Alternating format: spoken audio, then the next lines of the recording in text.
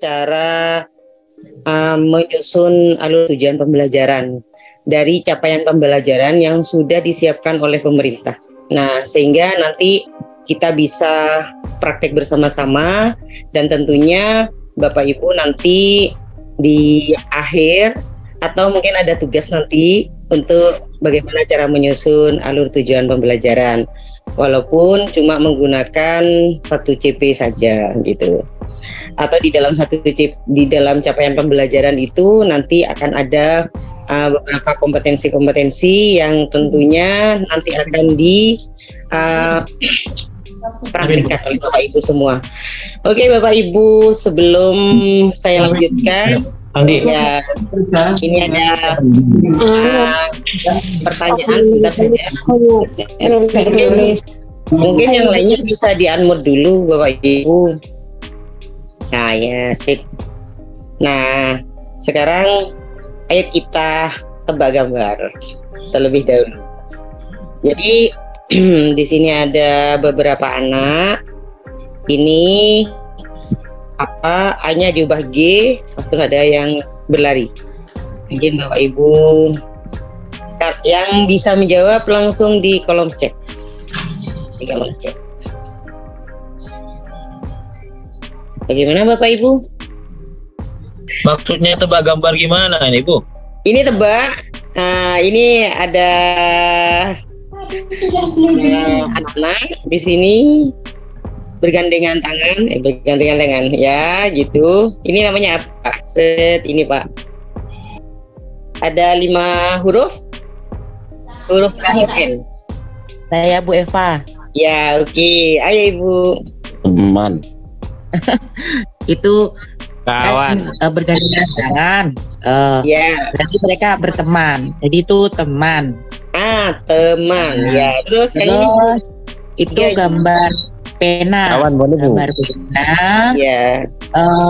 Apa itu? A-nya diganti G. Kemudian Oke. itu bergerak. Jadinya penggerak. Pelajaran. Ya. Bagus Bu. Ya. Nanti hadiahnya minta ke Bapak Kepala Sekolah ya. Jadi ini Bapak Ibu adalah teman penggerak.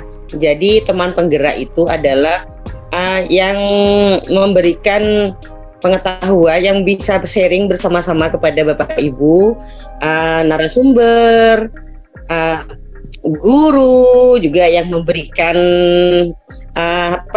memberikan pengetahuan yang lebih juga kepada teman-teman kita sehingga pengetahuan kita bertambah. Jadi itu namanya teman penggerak. Nah, jadi seperti itu. Ya, lagi Bapak Ibu ya. Nggak takut kemalaman juga. Enggak. Nah, ini biasanya ada yang sering sebenarnya sesuai dengan kebutuhan murid kita yang tentunya nanti kita harus mewujudkan ini. Apakah ini? Ada 3 orang juga, 3 anak ini yang menggunakan seragam. Yang ini apa yuk? Murid siswa. Kurang kali. Oh iya. Ya. Belajar. Bineka Tunggal Ika. Bineka Tunggal Ika. Di kolom chat ada sudah jawab. Pelajar Ya. Pancasila. Belajar Pancasila. Oke, pelajar Pancasila. Ya. Jadi di sini nanti yang tentunya kita harus mewujudkan pelajar Pancasila. Jadi tentunya pada kurikulum Merdeka ini kita itu harus berpihak pada murid seperti itu. Dan ini ada Bu. Ini gambarnya kayak petir gitu. Plus. Nah, apa ya Bapak Ibu?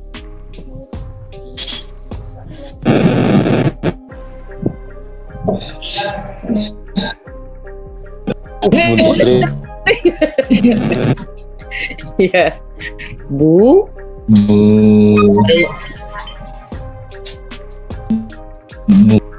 Kalau ini apa? Budaya. Yang ini budaya. Terus yang ini Pak Rizky. Plus Budaya semangat. Budaya positif. Nah, oke, budaya positif. Terakhir. Nah, ini terakhir. kali.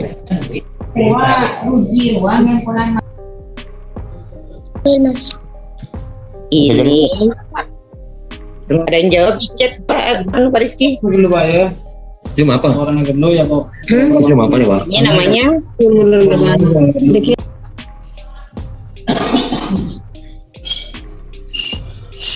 terdiri dari tua murid.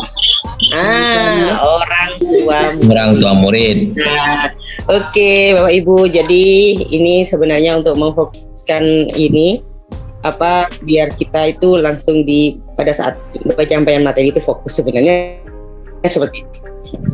Jadi Bapak Ibu nanti untuk murid kita tentunya kita harus fokuskan dulu bagaimana keadaan murid kita itu, apalagi termenung, apalagi susah bagaimana. Nah, jadi kita itu harus tentunya bagaimana murid itu menjadi senang. Nah, pada kurikulum Merdeka ini ada beberapa yang harus kita persiapkan. Sebenarnya Bapak Ibu, persiapan guru yang pertama itu adalah yang pertama paradigma baru pendidikan. Selain itu nanti ada perangkat ajar sama perangkat P5. Nah ini, jadi pembelajaran paradigma baru itu merupakan pembelajaran yang berorientasi pada penguatan kompetensi dan pengembangan karakter yang sesuai dengan nilai-nilai Pancasila. Nah, jadi orientasinya di sini adalah penguatan kompetensi pada murid dan pengembangan karakternya. Pada pembelajaran paradigma baru ini memastikan praktik pembelajaran itu harus berpusat pada murid, di mana setiap murid itu belajar sesuai dengan kebutuhan dan tahap perkembangannya. Jadi kalau kita itu mengajar yang awalnya berpusat pada guru, jadi apa-apa itu harus semuanya itu guru, kalian harus mendengarkan gitu misalkan. Kalian harus mendengarkan. Jadi guru semuanya yang menyampaikan tanpa kita melihat apakah murid itu bisa apa tidak gitu. Kita jangan menganggap murid kita itu adalah kertas yang kosong yang harus kita coret-coret setiap harinya. Nah, tetapi murid itu tentunya kita itu harus mengetahui apa kebutuhan murid tersebut, seperti itu. Nah, pada pembelajaran paradigma baru ini dilakukan melalui kegiatan pembelajaran antara lain ada intrakurikuler, ada kokurikuler, dan ekstrakurikuler. Nah, pada pembelajaran intrakurikuler ini dilakukan secara terdiferensiasi yang kemarin sudah dijelaskan oleh rekan kita. Nah, jadi sehingga di sana itu nantinya pada pembelajaran terdiferensiasi itu ada 3. Yang pertama ada diferensiasi produk, ada diferensiasi proses, ada diferensiasi konten. Nah, dan tidak harus berurutan seperti itu Bapak Ibu. Nah, jadi pada pembelajaran intrakurikuler itu tentunya harus dilakukan dengan secara terdiferensiasi sesuai dengan kebutuhan murid kita. Tentang kesiapan belajarnya, minat belajar. Nah, sehingga nantinya murid kita itu nanti memiliki cukup waktu untuk mendalami konsep dan menguatkan kompetensi. Nah, seperti yang lalu bahwa misalkan pelajaran Arab misalkan tidak tahu dari dasarnya seperti itu. Sama halnya seperti matematika. Kenapa anak-anak itu tidak belajar? Mereka itu konsep awalnya itu masih belum bisa. Jadi seperti itu. Nah, sehingga di sini nantinya kita sebagai guru itu harus memiliki di sana itu nantinya pada pembelajaran terdiferensiasi nanti di kurikulum Merdeka memiliki cukup waktu untuk mendalami konsep. Nah, bagaimana anak-anak kita itu, apakah anak-anak kita itu apa yang menjadi kekurangannya? Maka kita harus melihat kekurangan dari anak tersebut dan kita harus mendekati dan mengetahui apa sih kebutuhannya, sehingga dari sana nantinya kita itu nantinya bisa memberikan keleluasaan bagi guru untuk memilih perangkat ajar yang sesuai dengan kebutuhan dan karakteristik peserta didik. Nah, jadi itu untuk pembelajaran intrakurikulernya yang nantinya merupakan nanti bisa dilakukan secara terdiferensiasi. Yang kedua itu adalah pembelajaran kokurikuler. Yang prinsipnya pembelajaran kurikuler ini berorientasi pada pengembangan karakter dan kompetensi umum. Nah, terus selanjutnya ada pembelajaran ekstrakurikuler yang dilaksanakan sesuai dengan minat murid dan sumber daya satuan pendidik. Nah, pada perangkat ajar perangkat ajar kita itu diantaranya ada modul ajar. Selain modul ajar, perangkat ajar di kurikulum Merdeka itu ada modul proyek dan juga bahan ajar. Nah, pada perangkat ajar ini kita harus dimulai dari capaian pembelajaran atau CP. Jadi ini istilah-istilahnya, capaian pembelajaran. Selanjutnya ada tujuan pembelajaran dan ada alur tujuan pembelajaran.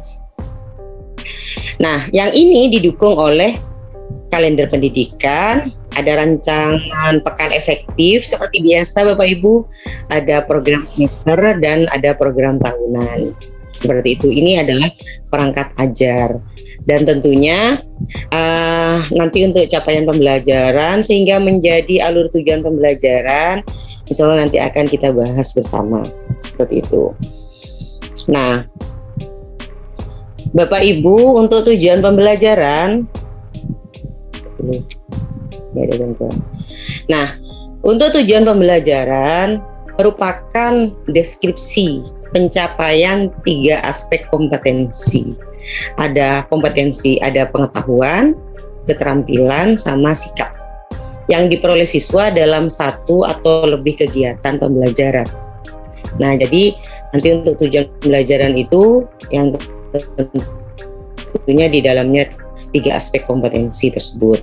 Nah, tujuan pembelajaran ini disusun secara kronologis berdasarkan urutan pembelajaran dari waktu ke waktu yang menjadi prasyarat menuju capaian pembelajaran. Nah, jika capaian pembelajaran itu adalah kompetensi yang diharapkan, nah jadi pada capaian pembelajaran kompetensi ada kompetensi, kalau yang lalu itu ada kompetensi inti, kompetensi dasar. Nih, jadi jika capaian pembelajaran adalah kompetensi yang diharapkan dapat dicapai siswa di akhir fase, maka alur tujuan pembelajaran itu merupakan rangkaian tujuan pembelajaran yang disusun secara sistematis dan logis di dalam fase pembelajaran. Nah, jadi dari capaian pembelajaran tentunya kita nanti akan bisa membuat alur tujuan pembelajaran tersebut. Alur itu menjadi panduan guru dan siswa untuk mencapai capaian pembelajaran di akhir suatu fase. Nah, di mana tujuan pembelajaran itu nantinya akan disusun secara kronologis berdasarkan urutan pembelajaran dari waktu ke waktu. Guru di sini dapat menyusun alur pembelajaran masing-masing yang terdiri dari rangkaian tujuan pembelajaran.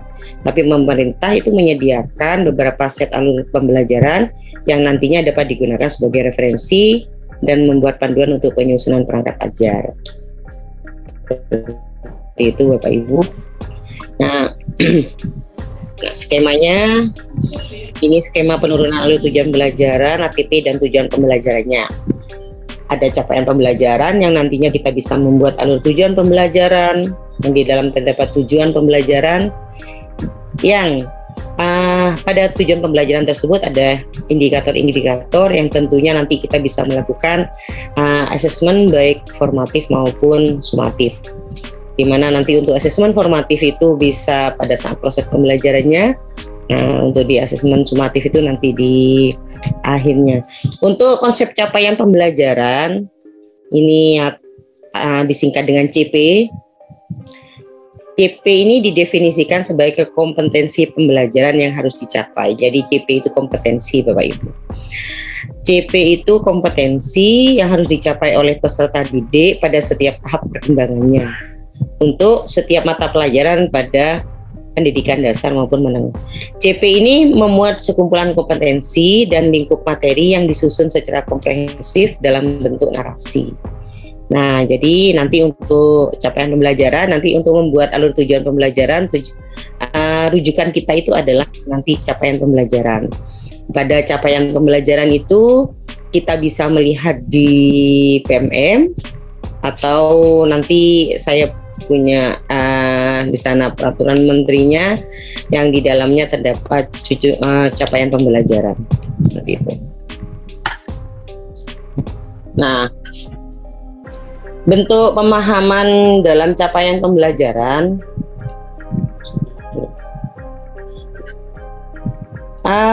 ini menggunakan pendekatan konstruktivisme yang membangun pengetahuan dan berdasarkan pengalaman nyata dan kontekstual. Nah, menurut teori belajar konstruktivis, pengetahuan bukanlah kumpulan atau seperangkat fakta-fakta, konsep atau kaidah untuk diingat.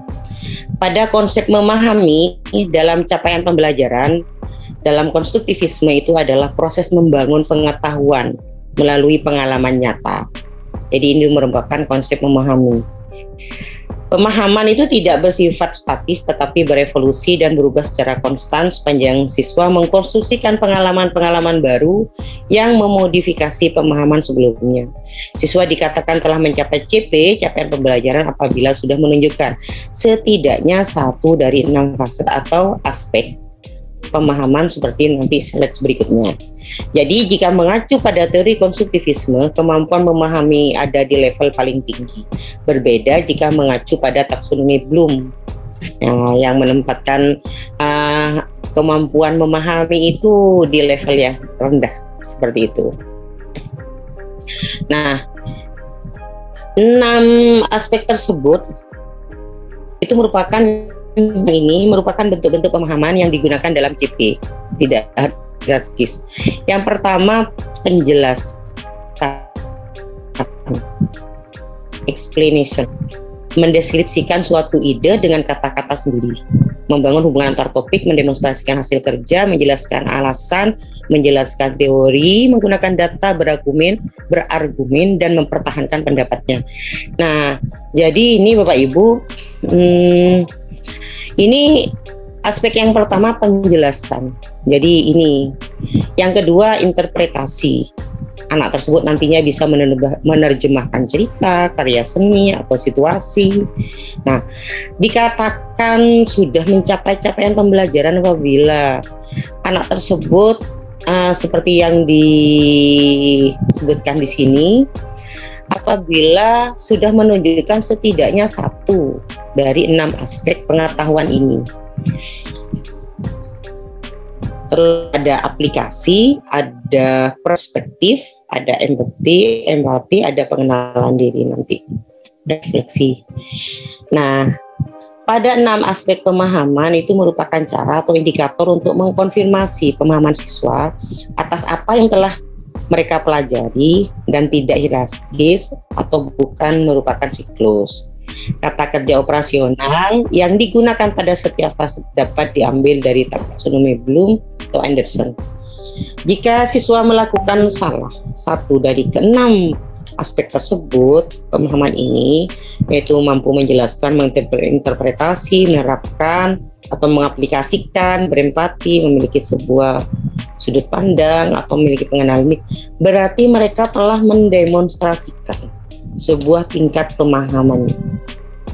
6 aspek atau faktor tersebut ini merupakan modal kita untuk menentukan tujuan pembelajaran, bisa menyusun tujuan pembelajaran, bisa menentukan asesmen dan instruksi yang tepat. Seperti itu Bapak Ibu. Nah, ini definisi istilahnya. Ada tujuan pembelajaran.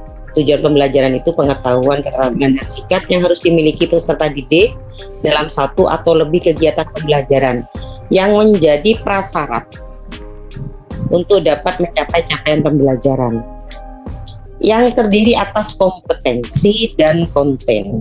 Di sini ada kompetensi, ada konten atau materi.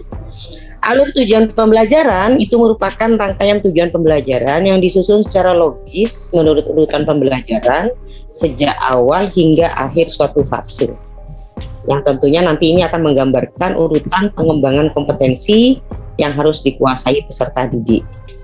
Nah, jadi seperti itu pada tujuan pembelajaran itu tentunya ada kompetensi dan konten.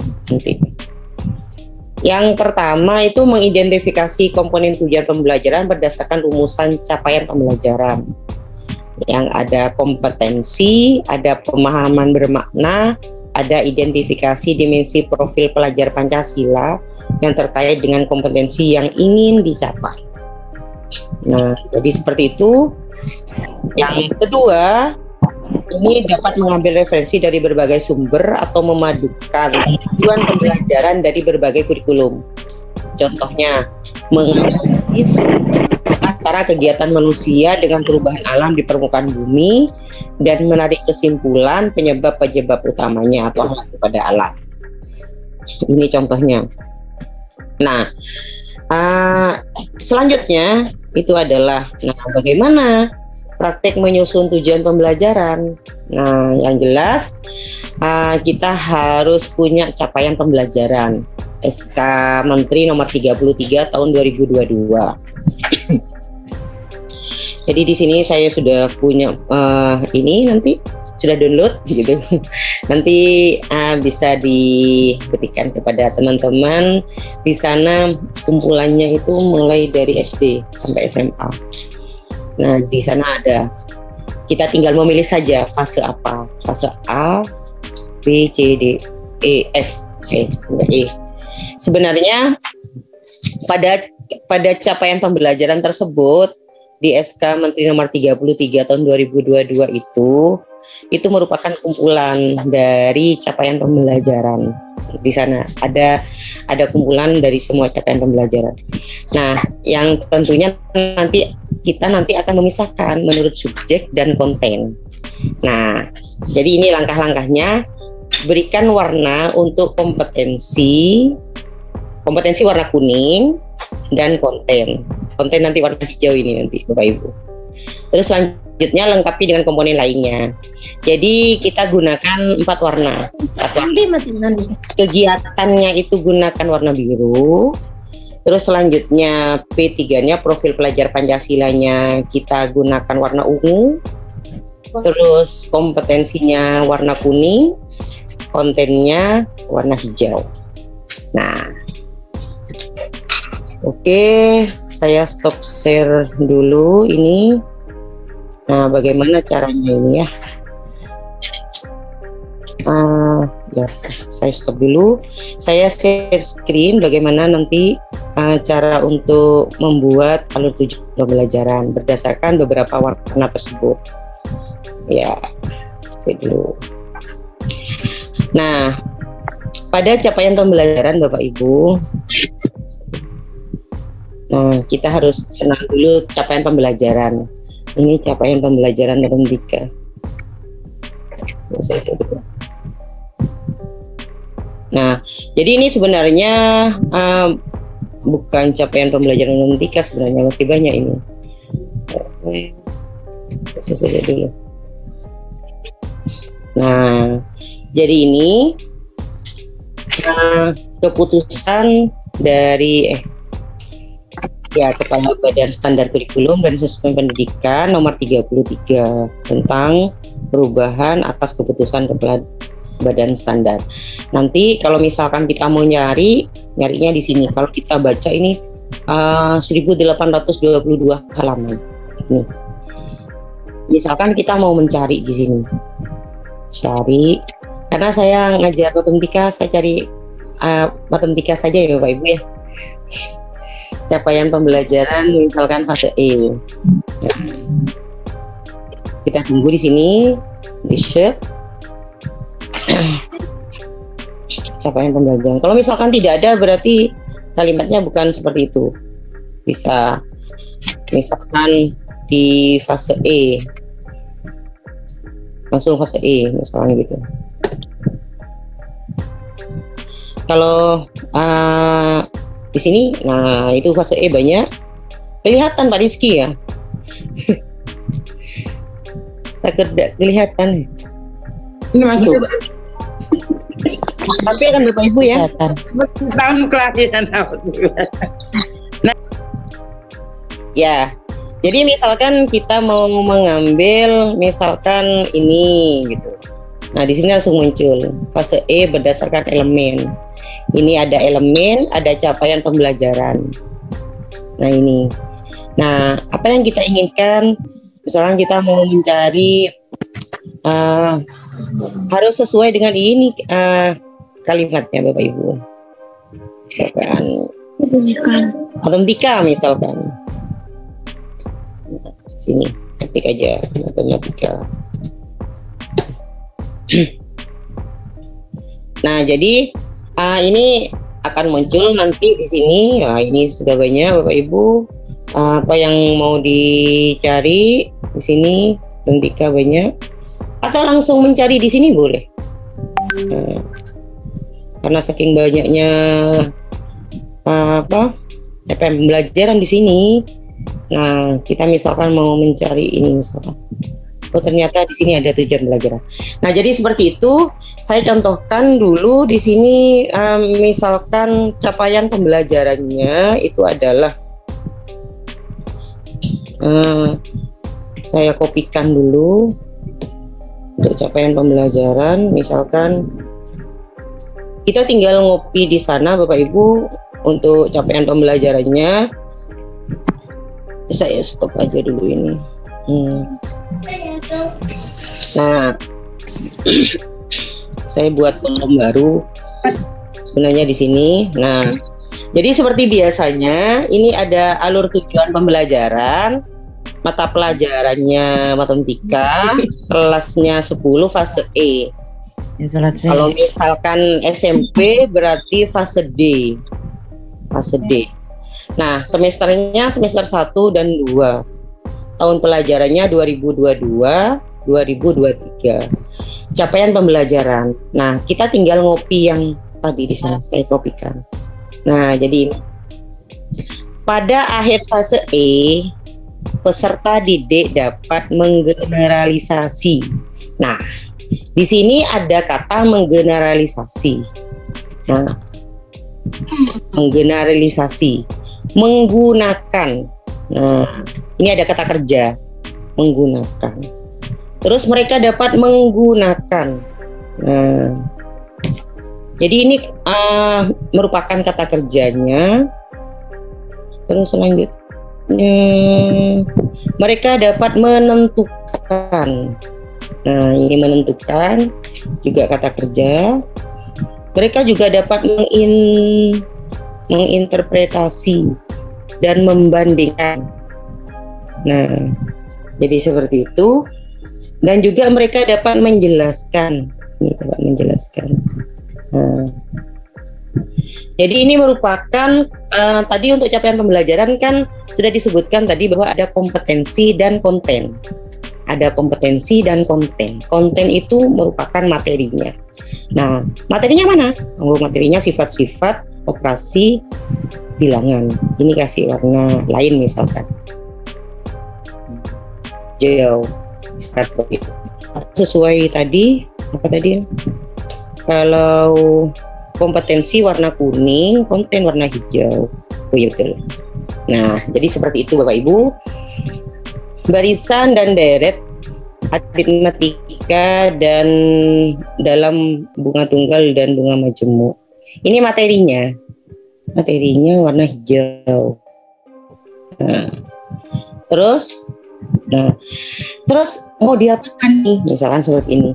Nah, ini tujuan nomor TP, nomor tujuan pembelajarannya.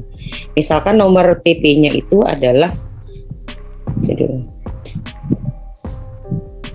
nah ini sudah saya buatkan sebenarnya. Nomor TP-nya itu adalah E1. E1. Nah, tadi kan sudah di anggaplah kesepakatan.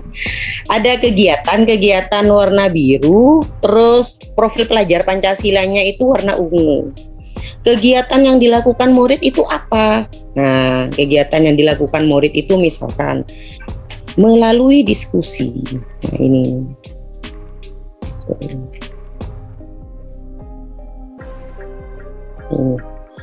Jadi melalui diskusi. Melalui diskusi. Jadi yang biru ini tadi kan warna biru itu menyatakan kegiatan murid kita melalui diskusi. Nah, terus peserta didik secara kolaboratif, berarti yang ungu ini adalah warna ungu itu P3-nya, profil pelajar Pancasila.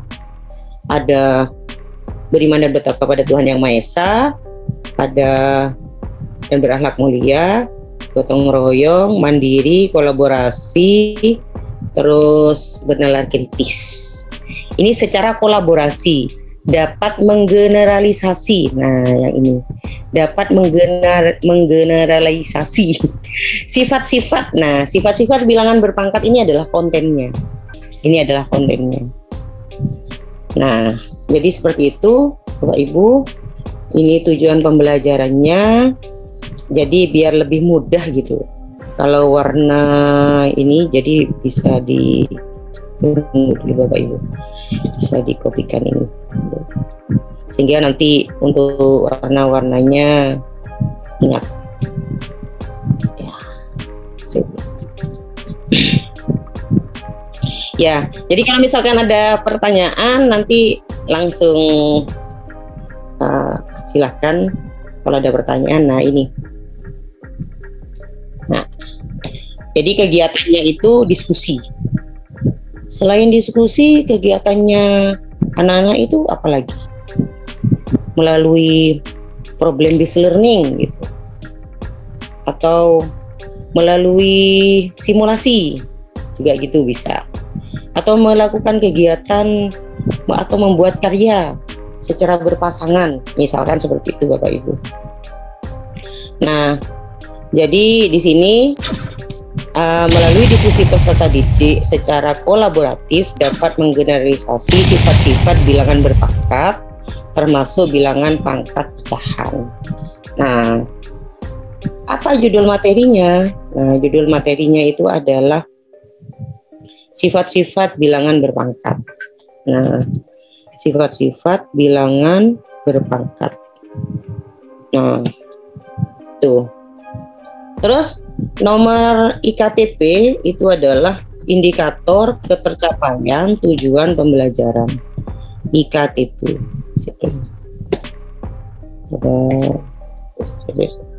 IKTP itu adalah indikator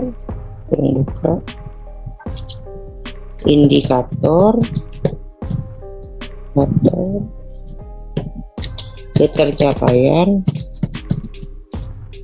tujuan pembelajaran. Nomor IKTP.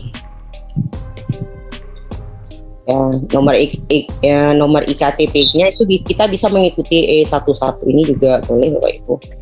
Jadi misalkan indikatornya itu misalkan nanti E1.1, misalkan seperti itu.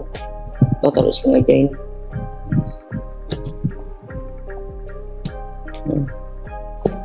Nah, indikator ketercapaian tujuan pembelajarannya itu apa? Nah, kita bisa mengembangkan sendiri dari tujuan pembelajaran itu. Misalkan E11. Jadi bisa dikembangkan sendiri oleh Bapak Ibu untuk EKTP-nya. Misalkan di sini E11-nya mendeskripsikan sifat-sifat bilangan berpangkat dengan bermain kartu, misalkan seperti itu. Terus misalkan E22-nya apa gitu. E22-nya misalkan ini sebenarnya Bapak Ibu yang sudah sesuai dengan mata pelajarannya misalnya sudah tahu, oh ternyata kalau tentang sifat bilangan berpangkat nanti murid itu nanti bisa menggenerasikan sifat-sifat bilangan berpangkat bulat positif misalkan seperti itu. Nah, selanjutnya di sini juga misalkan menggunakan sifat operasi bilangan pecahan misalkan seperti itu. Nah ini bisa digunakan bisa berapa ini misalkan 2 JP misalkan kan Bapak Ibu sendiri nanti yang mengetahuinya. Misalkan di sini 4 JP, 4 jam pelajaran. Nah, misalkan di sini 4 JP. Nah, jadi seperti itu Bapak Ibu. Tentunya ini nanti akan diturunkan melalui berdasarkan capaian pembelajaran yang sudah disediakan seperti itu. Nah, jadi ini cara membuat alur tujuan pembelajaran.